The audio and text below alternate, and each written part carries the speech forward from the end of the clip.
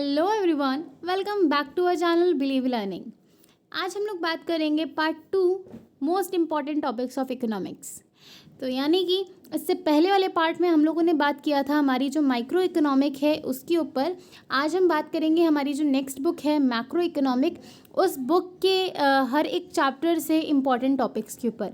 तो चलिए शुरू करते हैं।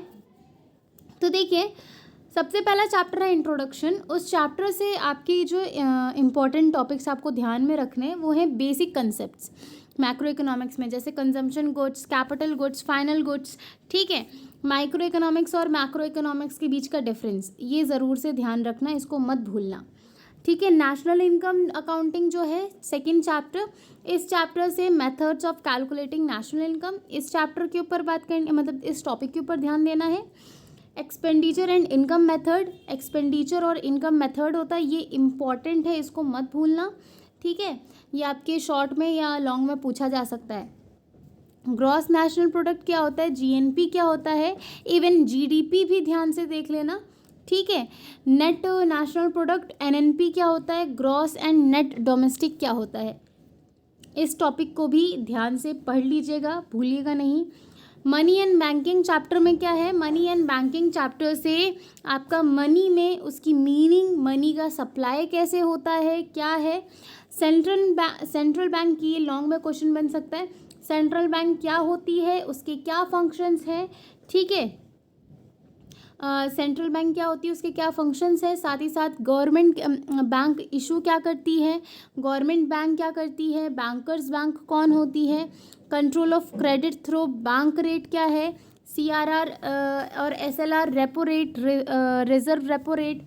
ठीक, ये इसके अंदर का खाली वो दे रखा है, पोर्शन दे रखा है कि इसके अंदर क्या क्या चीज़ें आपको ध्यान में देनी है। वैसे आपका सीआरआर और रेपो रेट ये तो कट चुका है, आपका डिलीटेड टॉपिक है। ओपन मार्केट ऑपरेशंस क्या होता है, मार्जिन रिक्वायरमेंट्स क्या होते हैं। ठीक है, इसको देखना है। क्लियर। नेक्स्ट है इनकम डिटर्मिनेशन चैप्टर नंबर 4, इसमें एग्रीगेट डिमांड कर्व क्या होती है इसके ऊपर बात करनी है। Propensity to consume and propensity to save, इसका मतलब क्या है, marginal and average and marginal. Shift of a curve क्या है, द मल्टीप्लर मैकेनिज्म क्या है, इसके ऊपर बात कर लेना, इसको इस टॉपिक को एक बार देख लेना। ठीक है, government functions and scope, government function and scopes में revenue receipts and capital receipts एक बार देख लेना है। रेवेन्यू एक्सपेंडिचर और कैपिटल एक्सपेंडिचर के ऊपर बात करनी है। नेक्स्ट है ओपन इकोनॉमी माइक्रो इकोनॉमिक्स के ऊपर बात करें, जो आपका 6th चैप्टर है। इस चैप्टर से आपका बैलेंस ऑफ पेमेंट्स, इसके ऊपर ध्यान देना है। Flexible and floating exchange rates क्या होते हैं, determination of exchange rate in a free market क्या होता है। ठीक, इनके ऊपर ध्यान देना है।